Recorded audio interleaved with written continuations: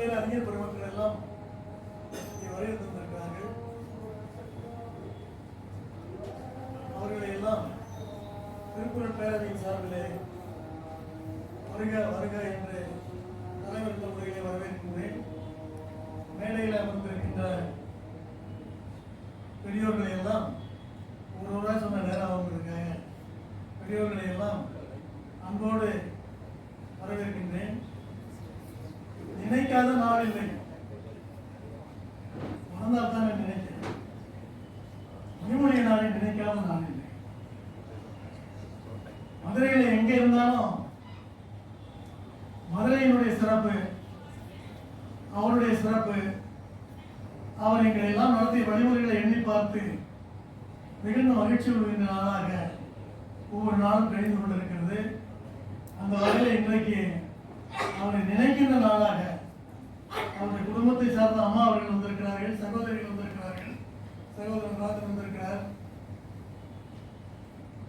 திருப்பூரில் இருந்து மாமா வந்திருக்கிறார்,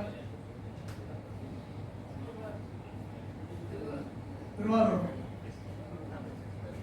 ஆக அனைவரையும் திருக்குறள் பேரவையின் சார்பிலே நாம் வரவேற்று, மதுரையை பொறுத்தவரை மணிமொழியினார் மதுரையில் என்ன சாதித்தார்கள் என்பதை சொல்லுகின்ற பொழுது மதுரையின் சிறப்பை பற்றியும் ஒரு சிறு குறிப்பை தர நான் விரும்புகின்றேன். ஒரு சாதாரண மனிதனாக பிறந்து உழைப்பால் உயர்ந்து அன்பால் எல்லா உள்ளங்களையும் கவர்ந்தவர் மணிமொழியினார் அவர்கள். அதே போல மதுரையும் பல சிறப்புகளை பெற்று வரலாற்று சின்னமாக இன்றைக்கு திகழ்ந்து கொண்டிருப்பதை நீங்கள் எல்லாம் மிக நன்றாக அறிவீர்கள். மதுரை என்றால் தமிழ், சங்கம் வளர்த்த தமிழ், தமிழ் என்றால் மதுரை. இது உலக அறிந்த உண்மை. தமிழ் நிலை பெற்ற தாங்கள் மரபில் மகிழ்மனை மதுரை என்று சிறுபான்மைப்படை கூறுகிறது. மாடமலை மலையின் கூடல் என்று திருமுருகாற்றுப்படை கூறுகிறது. கொடிகட்டி ஆழ்ந்த மதுரை, இலக்கியத்தில் சிறந்த மதுரை, பண்பாடு போற்றிய மதுரை, திராவிட கட்டிடக் கலைஞரின் சிகரமாக விளங்கிய மதுரை, அரசியல் எழுச்சி மிக்க மதுரை, சமய நல்லிணக்க மதுரை, படிப்பறிவு மிக்க மதுரை, வளர்தொழில் ஓங்கிய மதுரை, தூங்கா நகரமென புகழ் பெற்ற மதுரை, பாங்குடனே பாசமுடன் பழகிதமிழ் மக்கள் வாழும் மதுரை, மதுரை நகரின் அழகையும் அமைப்பையும் மதுரை காஞ்சியும் பரிபாலனும் சிறப்பதிகாரமும் வர்ணிக்கின்றன. கடம மரங்கள் நிறைந்த காடாக இருந்த மதுரை மணவூரை தலைநகராக கொண்டு ஆட்சி புரிந்த சங்ககால பாண்டிய மன்னன் குலசேகரன் என்பவன் கடம்பவன காட்டிலிருந்து ஒரு லிங்கத்தை சுற்றி கோவில் அமைத்ததாகவும் அக்கோயிலை சுற்றியுள்ள காடுகளை அழித்து மதுரை நகரை தோற்றுவித்ததாகவும் புராண செய்தி கூறுகிறது. கிபி 1786 மதுரை மாவட்டம் உருவானது. ஏறத்தாழ 2000 ஆண்டுகளை உள்ளடக்கிய வரலாறு கொண்டது. குறிஞ்சி, முல்லை, மருதம் ஆகிய நிலங்கள் அடங்கிய இயற்கை அமைப்பை கொண்ட மதுரை சங்கம் வைத்து தமிழ் வளர்த்த இலக்கிய நகரமாக விளங்கியுள்ளது. கால ஓட்டத்தில் மதுரையின் வளர்ச்சியும் செழிப்பும் நாம் அறிந்ததே. ராமநாதபுரம் மாவட்டத்தில் தேவார பாடல் பெற்ற திருவானாலை அருகில் இருக்கும் ஒட்டகுடி என்னும் கிராமத்தில் போற்றி புகழ் வளர்த்த மரபில் புகழ்பெற்ற குடும்பத்தில் 1945 ஆண்டு பிறந்தவர் மணிமொழியினார் அவர்கள். ஒருமைக்கண் தான் பெற்ற கல்வி ஒருவருக்கு எழுமையும் ஏமாப்பிடித்த என்ற குரலின் விளக்கமாக விளங்கியது இந்த குடும்பம்.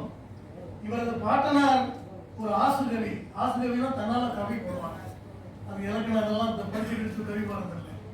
ஒரு ஆசுகவி. தந்தையார் சமரச சன்மார்க்க தொண்டர். இவர்கள் இளமையில் இசைந்து பிறரையும் இசைவித்த பெரும் சான்றோர்கள்.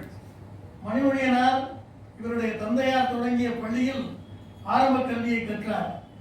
அங்கு ஆன்மீகம், அருள்நெறி, குரல் நெறியும் பெற்றார். காரைக்குடி வள்ளல் அழகப்பா கல்லூரியில் கலைப்பட்டய தேர்ச்சி பெற்று திருச்சி ஜமால் முகமது கல்லூரியில் பொருளாதார முதுகலை பட்டமும் பெற்றார். தொடக்க கல்வியில் துளிர் விட்ட திருக்குறள் மனக்கோட்பாடு கல்லூரி கல்வியிலேயும் துணை நின்றது.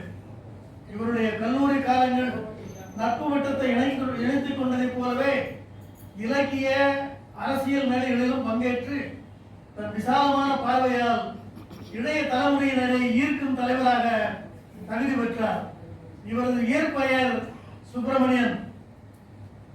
தனது நண்பர் திரு சாமி என்பவருடைய தனிப்பயிற்சி கல்லூரியில் விரிவுரையாளராக அனுபவம் பெற்றார். கல்லூரி காலங்களிலேயே தவத்திரு குன்றக்குடி அடிகளார் தலைமையில் பட்டிமன்றங்கள், கருத்தரங்குகள் என வாதிட்டு உரையாற்றும் வல்லவராக இருந்தார். இவருடைய தனியாத தமிழார்வம் தம் இயற்பெயரை மாற்றி மணிமொழியன் என பெயர் வைத்துக் கொள்ள தூண்டியது. பெருமைமிகு வி.கே. கல்யாண சுந்தரனார் அவர்களின் இளைய புதல்வி அம்மா கமலாதேவி அம்மையாரின் கரம் பிடித்து 1970 இல்லறம் புகுந்த தன் மாமனாரின் தொழில்துறைகளில் துணை நின்று பயணியர் விடுதிகள், மலையக தோட்டங்கள், ரியல் எஸ்டேட்டுகள், நிதியகங்கள், கல்விக்கூடங்கள் இப்படி பல துறை தொடர்புகளை வித்தகராக வளர்ந்தார் மணிமொழியனார் அவர்கள். திரு மணிமொழியனார் அவர்கள் நியூ காலேஜ் நிர்வாக பொறுப்பை கவர தொடங்கியவுடனே தமிழகம் தழுவிய தமிழறிஞர்கள், புலவர்கள், சான்றோர்கள், பழந்தமிழர்களை போற்றி தமிழ்ச்சங்கம் மீண்டும் செயல்பட தொடங்கியதோ என வியக்கும் வகையில் சான்றோர் அங்கமாக காலேஜ் ஹவுஸை மாற்றினார். இதனால் இவனுடைக்கு வென்றாய்ந்து அதனை அவன்கள் விடல் என்ற குரல் நெறிக்கு ஏற்ப தவத்திரு குன்றக்குடி அடிகளார் அவர்கள் திரு மணிமொழியனார் அவர்களை உலக திருக்குறள் பேரவையின் பொதுச் செயலாளராக தேர்ந்தெடுத்தார்கள். மனிதர்களின் எண்ண அலைகளின் மதிப்பு, தமிழ் மொழியின் அழுத்தமான சக்தி அத்தனையும் ஒன்றுபட்டு நகர்மன்ற சாலை கல்லூரி விடுதி தமிழ்ச்சங்கமாக களஞ்சியமாகவும் விழாக்கள் நடத்தும் அரங்கமாகவும் சான்றோர்கள் தமிழர்களை சந்தித்துக் கொள்ளும் இலக்கிய சந்தையாகவும் காலேஜ் ஹவுஸ் மாறிவிட்டது. மதுரை மேற்கு ரோட்டரி கிளப் திருக்குறள் செம்மல் மணிமொழியனார் அம்மா கமலாதேவி தம்பதியர்களை இருக பிடித்துக் கொண்டது. எண்ணிச் சொல்ல இயலாத சில செய்திகள் சுவையானது, அரிதானது, காலத்தை வென்று நிற்பது. மதுரையில் நடத்திய முதல் அகில இந்திய புத்தக கண்காட்சி, போலியோ சொட்டு மருந்து விழிப்புணர்வு முகாம்கள், நலிவுற்றோர் மறிவுற்று திட்டங்கள், சாரணியர், YMCA எனும் இளைஞர் இயக்கங்களும் முதன்மை பெறுபவையாகும்.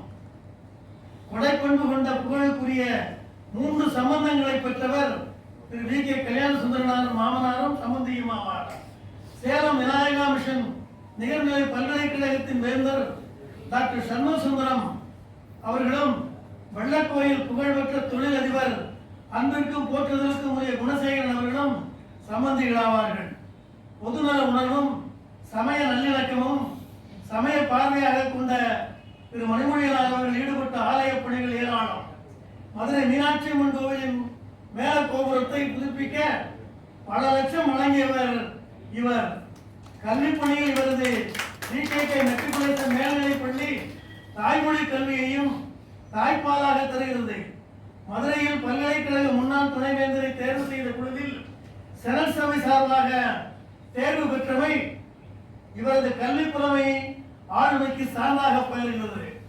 பலதுறை சிந்தனையாளரான திருமுக மணிமொழியன் அவர்கள் எழுதிய நூல்கள் இலக்கியம் பேசி மகிழவோ, திருக்குறள் பயணம், குறள் நிலாமுற்றம், 100க்கு மேற்பட்ட வானொலி உரைகள் மற்றும் கட்டுரைகள் குரல்நிலை பரப்பிட அவர் மேற்கொண்ட உபகரணங்களை, உலக பயணங்களை, Singapore, Malaysia, England, Dubai, America சென்று அங்கே திருக்குறள் பரப்புகிற பணியை சிறப்பாக செய்தவர்.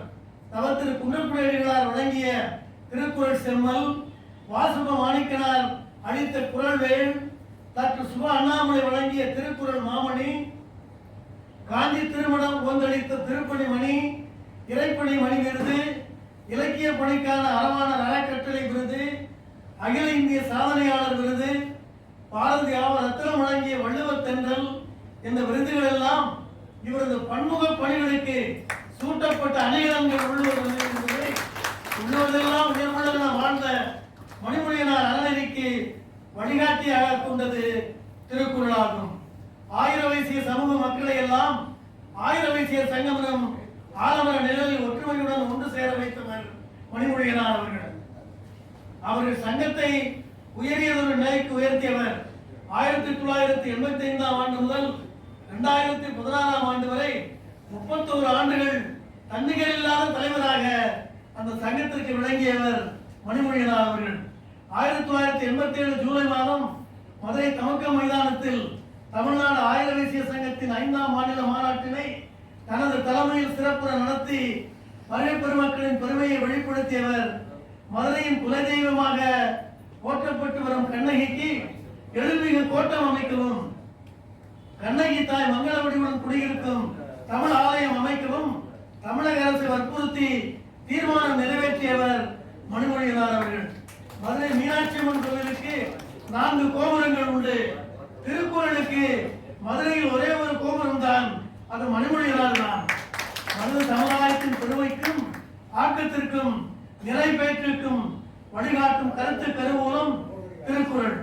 மனித சமுதாயத்தின் பண்பாட்டினை, பழக்க வழக்கங்களை, நீதி நெறிகளை, அரசியல் அணுகுமுறைகளை, இயற்கை வளங்களை, பெண்கள் நிலைகளை, பாதுகாப்பு தன்மைகளை, தனிமனித ஒழுக்கங்களை, சமுதாய வளர்ச்சிக்கு தேவையான அணுகுமுறைகளை தெளிவாக கூறிய நூல் திருக்குறள்.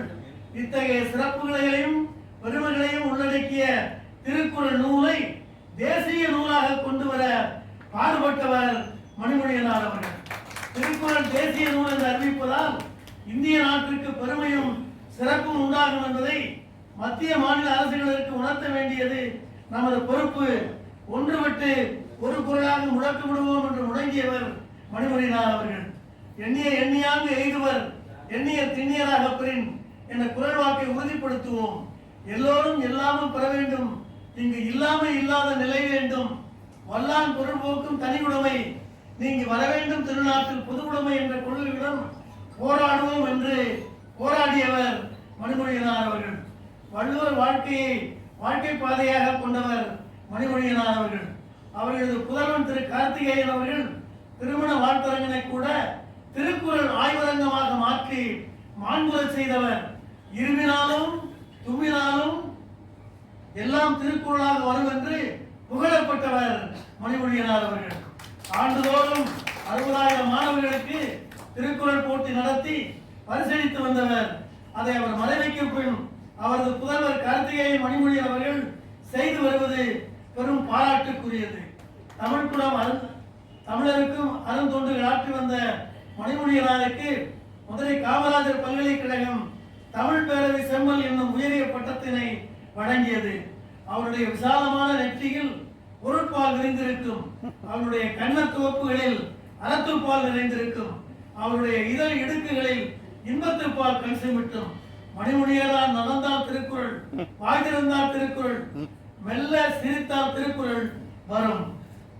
தாம் மட்டுமன்றி தம்முடைய துணைவியார் கமலாதேவியையும் மகன் கார்த்திகேயனையும் தம்முடைய குடும்பத்தாரையும் உட்கார வைத்து திருக்குறளை பந்தியில் பரிமாறியவர் மணிமொழியனார் அவர்கள். துஞ்சும் போதும் திருக்குறளோடு தூங்குகின்ற அப்பெருந்தகை நிரந்தரமாக துயில் கொண்டு விட்டார் என்பதை எண்ணுகிற பொழுது பெரும் வேதனையோடு உங்கள் மத்தியிலே பேசிக் கொண்டிருக்கின்றேன். தாங்க முடியாத பேரிழப்பு. இன்றைய நினைவேந்தல் அவரை பற்றி எண்ணி பார்த்து அவர் விட்டு சென்ற பணிகளை தொடர்ந்து செய்து அவரது ஆத்மா சாந்தி அடைய செய்வோம்.